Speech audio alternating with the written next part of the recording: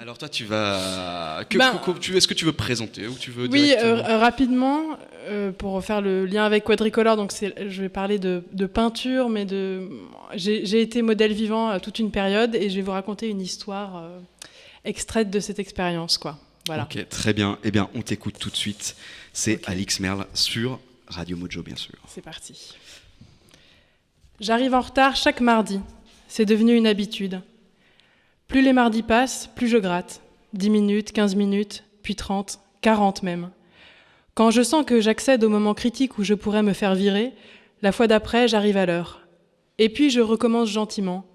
10 minutes, puis 15, 30, 40. C'est la seule brèche que j'ai trouvée, jouer avec la limite. Mon unique moyen de pression pour qu'ils comprennent. Je t'emmerde, toi et ton cours de dessin, mais j'ai besoin d'argent, alors je viens. Lorsque je pose, je ferme les yeux, je rentre dans ma bulle. Ça m'évite de me sentir trop exposée. J'écoute le bruit des fusains sur les carnets et le chauffage électrique ronfler à mes pieds. Il y a beaucoup d'hommes le mardi soir. Ils ont les cheveux poivre et sel et des vêtements bien repassés. Ils sont cardiologues, avocats, hommes d'affaires. Je le sais, souvent, en dessinant, ils évoquent leur boulot stressant. Peindre est pour eux une seconde nature, un exutoire exceptionnel. L'artiste qui sommeille en eux se réveille le mardi. Depuis l'estrade où je pose nue, ils ont plutôt l'air de peintres du dimanche à la libido débordante. Des images érotiques tournent en boucle dans leur tête. Ils n'osent plus se masturber la nuit de peur de réveiller leur femme endormie. La seule issue possible sont les cours de peinture à l'académie. Peindre un modèle vivant, c'est plus chic que mater du porno. Mes jambes sont poilues, mes yeux sont cernés. J'arrive énervée et je ne parle à personne. Je m'allonge sur les draps qui n'ont pas été lavés depuis Noël dernier et je m'endors, les yeux mi-clos. Soyez attentifs, car le modèle fait une pose magnifique, dit Fabrice Dressin aux dessinateurs appliqués. Je crois que son commentaire a à voir avec les poses que je prends. Fabrice Dressin dit que je ressemble à un modèle des années 30, à un célèbre modèle de Picasso, Dora Maar.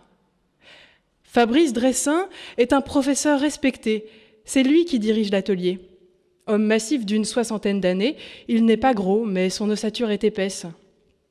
Ses vêtements compriment son corps, comme si ses bras, ses cuisses, ses couilles allaient fissurer le tissu de son jean trop serré. Il sourit peu et parle à voix basse d'un air las. Ses gestes sont sans énergie. Il dit tout du bout des lèvres, du bout des doigts. Depuis qu'il sait que je viens de Lyon, il fait une fixette sur moi. Il me répète à quel point Lyon est une ville formidable avec son musée des beaux-arts et ses pralines. Il dit qu'on y mange si bien. Ensuite viennent les gravures de Dora Maar qu'il me montre et commente en détail. Les choses ont lieu chaque mardi, précisément dans cet ordre. Je fais la gueule, je prie en silence pour que le temps passe plus vite. Les dessinateurs semblent contents, ils s'en remettent à Fabrice, dont les conseils techniques sont rares. J'ai des doutes sur son approche pédagogique qui consiste à ne pas bouger de sa chaise pendant 4 heures et à feuilleter des Beaux-Arts magazines. De temps en temps, il se lève mollement, se poste au dos de quelqu'un et lui dit « Continue comme ça ». Il se rassoit et commence sa conférence. Il a 2 sujets de prédilection, les Chinois et Picasso. Et pendant 4 heures, il passe de l'un à l'autre. Selon lui, les Chinois sont tous des vermines. C'est un peuple dangereux où règne la loi du silence et de la contrefaçon. Ils vont tous nous bouffer. Il faut brûler tous les pulls en cachemire made in China, assène-t-il. Quand il parle des Chinois, sa voix se fait plus sonore, sa mâchoire se durcit. Il a l'air d'un fou. Son autre thème de prédilection, c'est Picasso. Autant pour les Chinois, il est seul dans son délire, autant pour Picasso, son interlocuteur a plus de place. C'est une démarche plus fédératrice, plus collective. Il a besoin qu'on sente qu'il s'y connaît. De Picasso, il collectionne de nombreux livres et documentaires sur sa vie. Il possède même chez lui une petite gravure du grand maître. Je n'apprécie pas, quand il s'approche de moi alors que je descends de l'estrade pour faire ma pause, qu'il me colle son iPhone sous les yeux pour que je le complimente sur sa foutue gravure. « Ah, il n'y a pas plus passionnant que Picasso !» s'exclame Fabrice. Et tout l'atelier acquiesce avec joie. Personne ne bronche. Picasso est un homme brillant, un peintre génial. Picasso fait l'unanimité. Le prédateur sexuel, qui aimait bien les jeunes filles, celui qui maltraitait ses modèles, Dora Maar en première ligne, n'est jamais évoqué. Je me suis toujours demandé pourquoi, sur certaines de ces toiles, des femmes nues sont en pleurs. J'ai découvert qu'avant de commencer à poser, Picasso les violait, afin de donner plus de profondeur à leur regard. Mais ça, Fabrice n'en parle jamais. Un soir, alors que je pose depuis 20 minutes, j'entends le son d'un téléphone qui prend des photos. À intervalles de 1 à 2 minutes, le bruit recommence. C'est un son reconnaissable, celui qu'on n'entend plus que sur les téléphones à puce. J'ouvre les yeux et tourne légèrement la tête à gauche. Fabrice est en train de prendre des clichés de moi en retrait de l'estrade. Son regard croise le mien et je le sens gêné. Ça me glace, c'est net. Je sors de mon demi-sommeil. Puis vient le break de 15 minutes, repos pour le modèle. Fabrice s'avance vers moi et me tend un billet de 10 € avec ces mots. Voilà pour les photos, je fais des essais car j'aimerais me remettre à la peinture grand format. En apparence, il a le même flegme que d'habitude, mais sa voix est plus basse. Il s'adresse à moi de biais. Il a l'air pressé, comme s'il voulait se débarrasser de l'affaire rapidement. Ce billet qu'il me tend est usé, mal plié. Il l'a sorti du fond de sa sacoche noire. C'est un contexte étrange car il y a du monde autour, et chaque participant de l'atelier peut assister à cette scène pathétique. Hébété, j'accepte l'argent. Le temps de réaliser que ce comportement qui fait suite aux photos est humiliant, que j'aurais dû lui jeter ses 10 balles à la gueule et quitter la salle, je suis déjà retournée poser sagement sur l'estrade. Ça me sonne, une voix frappe dans ma tête.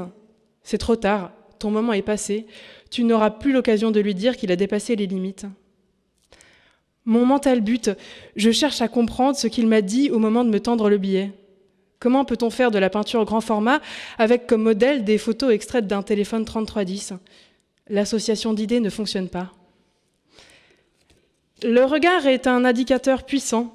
C'est à travers lui que je jauge le niveau de lubricité que je ressens face à certains hommes plus âgés que moi. Lorsque Fabrice Dressin me regarde et me parle, il y a du trouble, une tension sexuelle qui n'a rien à faire là. Elle vient brouiller toute possibilité d'échange. Face à lui, je suis assignée à une place qui limite mes mouvements. Je suis la chose jeune et jolie. Les questions qu'il m'adresse sont là pour meubler.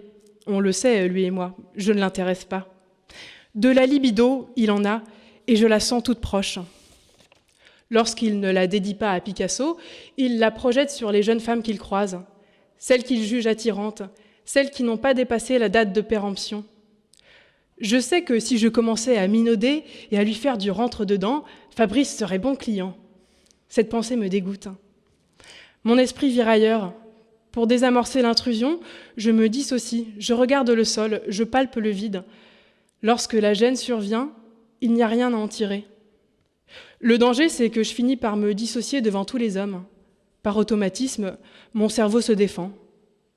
Cette impression d'ambiguïté sexuelle, je la connais. C'est comme un jeu. Je me colle en face d'un homme plus vieux que moi et je sens si le goût est là. C'est rapide, immédiat. Un mardi de décembre, Fabrice m'a demandé de lui rappeler mon prénom. J'ai décidé de ne plus retourner poser dans son atelier.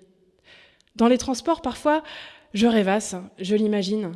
Il est 21h15. Fabrice débranche les chauffages électriques où sont installés les modèles. Il éteint les lumières une à une, puis enfile son manteau de cuir. Il ferme l'atelier, puis regagne sa maison de banlieue par la ligne 8.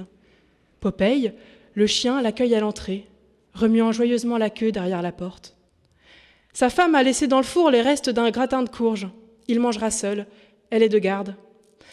Il a pris l'habitude de ne manger que le soir. Il veut rester mince, il n'aime pas cuisiner.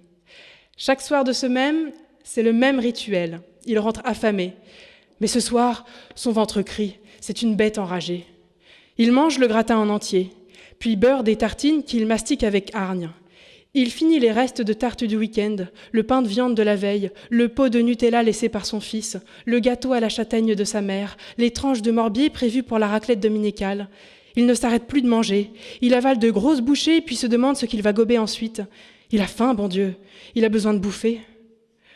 Ce soir-là, le cœur de Fabrice Dressin s'arrêtera de battre à minuit 12. Des biscuits pour chien ramollis dégoulinant de sa bouche. Popeye est à ses pieds. Il jappe de plaisir. léchant les dernières assiettes sales et les miquets de nourriture au sol. Son cœur a lâché, instantanément. Il a retrouvé Picasso là-haut. Ensemble, ils peignent des figures de femmes explosées en vol, des mosaïques de fesses fatiguées, des seins ramollis et des vulves démembrées. Fabrice ne regrette pas sa vie d'en bas. Ses peintures n'incarnaient plus sa puissante passion des débuts. Il en avait assez de sa femme trop distante et de ce fils aussi laid et stupide que son chien. Au paradis des grands peintres, il n'y a que des génies. Fabrice est heureux.